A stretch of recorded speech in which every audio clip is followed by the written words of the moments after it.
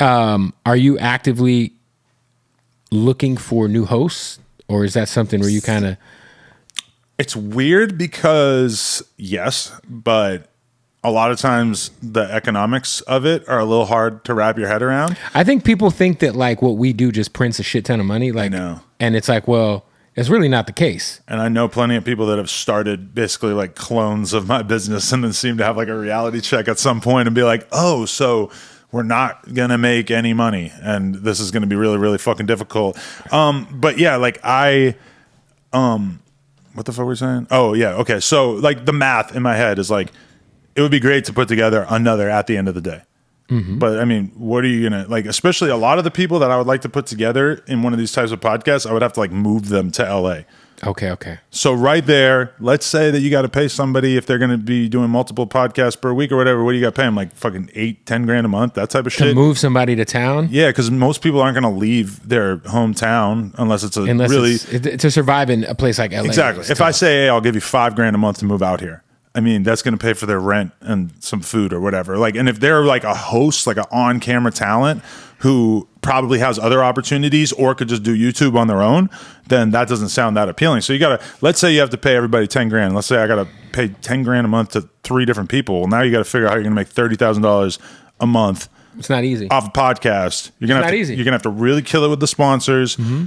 And you're going to have them like be really in the zone. The podcast is really going to have like a hardcore fandom. I think I could probably do it, and hopefully we do end up taking that sort of step this year, but it also might rely kind of on like, oh, we might have to like really push the Patreon angle, you know, that type of thing. Like maybe if we can, because if you make a piece of content that people like are really signing up for the Patreon to see bonus content or whatever, now it starts to make sense outside of the sponsors and the ads. But it's really, you guys do so much content because there's No Jumper News every day. Yeah, Monday through Friday. Yeah. So it's like a Monday through Friday thing with usually 3 hosts, right? Usually there's sometimes 3 more, but yeah. I mean, so yeah, I mean that's yeah. That's already like its own thing, but that's good because it gives us a way to test out talent, try people out without having throw people in. Yeah. Do you guys repurpose that for a news channel on Snapchat? Yeah. Okay, that makes sense. So it makes a little bit more money that way, yeah. Yeah, the Snapchat thing's lit. So thank you for that, brother. Thank you. No doubt. Snapchat's great. People don't know. And then I realize now that I like know that Snapchat shows are a thing, I'm like, yo, the most random people have Snapchat shows. And a lot of the Snapchat shows are like their old YouTube videos from 2017 repurposed. Just repurposed, yeah. That's what people who make like evergreen content, like the professor, the basketball dude, like he told me that his Facebook is his biggest revenue stream, but he makes content that you could see it 6 years after he filmed it, and it still doesn't as relevant. Seem old. Yeah, because he's just hooping. Even Logan Paul told me he makes a crazy amount of money on Facebook, and it's like he's posting his vlogs, doing shit that he would never do now, and he's just putting it on Facebook, and it still works. You know? How's your relationship these days with Ak? We talk a pretty good amount. Yeah, I feel like you guys have an interesting on-camera dynamic where he's obviously cool with AD and those guys, and right. But he's obviously a trailblazer during the streaming era, if you will. It's kind of a funny switch between us because he was kind of like getting involved when AD and T-Rail were all there and stuff. Mm-hmm. And there was a couple times where he said something like, "Oh, like AD, you should be getting paid $200 grand a year at No Jumper." Right. And that's like obviously he wasn't, so he's kind of like right. and he's saying like, "I would pay you guys this amount." Now you like fast forward to like he's really pushing the Academy thing and trying to like build up his cast and everything. And I'm sure he's probably going through some of the growing pains you had to go through. I'm sure he's aware that it would be difficult for him to pay any of those hosts $20,000 a month or whatever. So I think he's realizing the same thing that I kind of realized, which is that the whole business model of like, I'm going to pay a bunch of people to just make content on behalf of my brand. I mean, it didn't work for Complex. Like they weren't profitable with Joe Budden and Akademiks. I don't think it doesn't work for a lot of people, man. It didn't work for Revolt. State of the Culture never went anywhere. And you're talking about like big budgets, big names. And meanwhile, with like No Jumper, it's like, well, we don't have as big of a budget. We can't afford to just lose money for this long ass period of time. Sponsors don't oftentimes want to touch this sort of edgy content with violence being discussed and sex being discussed and God knows what. So, hey, shout out to our sponsor, King Palm, who's also a sponsor of No Jumper. King Palm water. It's good water. Chug it.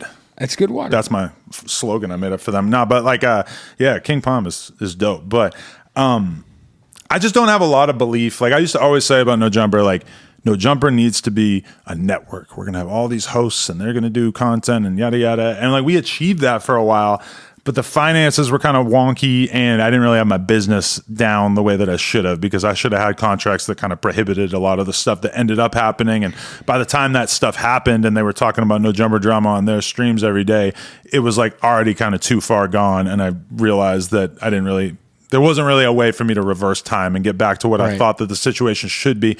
But when I look at all these other podcasts and platforms and stuff, I don't see really most of them having much success with it either. I mean, you have somebody like Joe, and I think that he largely survives off Patreon, you know? Yeah, he's gone through it with trying to launch a network. I mean, publicly. He had a couple different shows on there that didn't work out and everything. So I don't have a ton of faith in that. Like, obviously we do have like Brick and Sharp, and they're still doing content on No Jumper and stuff like that, but it's definitely a tricky business to be in. And I wouldn't. Sharp's in LA now, right? Yeah. I wouldn't say I'm like really devoted to like I have to find these hosts and I have to build up more podcasts, because the business side of it is just hard. What was for you? Is it like, obviously it has to make sense for you financially to try to recreate the magic on Melrose and open a store? Yeah, I mean, I just miss having that sort of spontaneity of just having a spot and being able to do it. Because you just shot content there, right? I think I just saw. I just do podcasts there some of the time. Like last week, Friday, I went there and did 2 interviews throughout the day at the spot. And then Sunday, I came back in, hung out on the block, did 2 more interviews on the block. So I like just being able to be, I just like a certain energy to being on Melrose, and we're right next door to Desto Dub.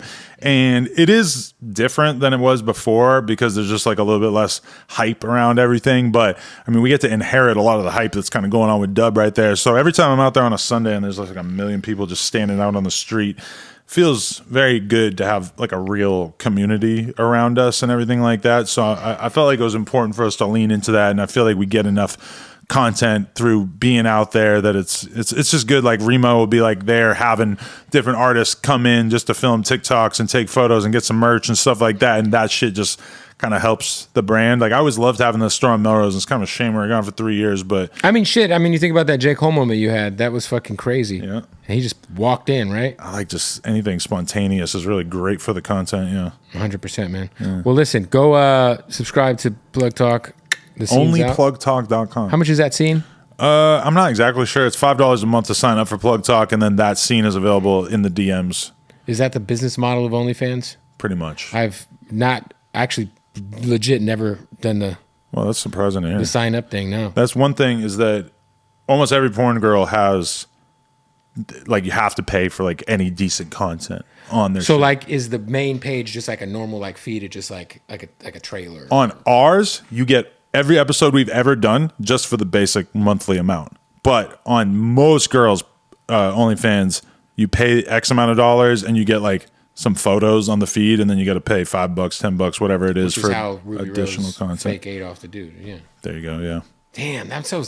I really thought he was a simp and he was just lying. Because I didn't watch the interview. I just saw the headline, so I just assumed, oh, he's trying to get out of it. Because he's probably getting clowned by his homies. That's funny that a lot of people had that reaction, but he's full of shit. Yeah, but knowing him, I don't know. No, so yeah, I mean, now that I kind of know all the, I feel bad for him though, because I'm not going to interview him. Yeah, him coming on No Jumper ruined every other opportunity that he had to go on all these other podcasts. Like, he texted me this morning telling me that he spent $3,000 flying to Miami and then Fresh and Fit, and they canceled on him, and they were going to pay. I just got paid for my first interview. Have you gotten paid to do an interview? Oh, Vlad. Vlad paid you? Well, but like we do like a swap. I don't even ask him anymore. But there was a couple times that he gave me some money. Just shout out to Vlad, man. Yeah, but he pays like a decent amount. He takes credit for that he started the practice of paying guests. Yeah, I'm not thinking that practice ever coming to fruition here. Yeah, I mean, it's nice to get everything just based on your relationships, but at the end of the day, it's like if you can spend $5,000 to make 10. I really honestly would have paid Crit Mac just to hang out with him. Yeah. Because my son's best friend, shout out to Joe Pete. He born and raised from 55th Street. Born and raised in Burbank, but he's from 55th Street. There should be a 55th Street. And all Burbank he does is say, branch. "Own crib," and I'm like, "Bro, shut the fuck up, you little fucking Italian bastard from Burbank. You're not." But I was like, "Yo, if I pay Crip Mac, I'm bringing all the kids from Burroughs High to come and fucking all my son's friend group will just be bring here. them to the school." Do a little meet and greet. I don't know if I could do that. You could try. Get in trouble for that. Well, like, I appreciate you pulling up as always, bro. Appreciate Adam22. Boom. Boom. Fire.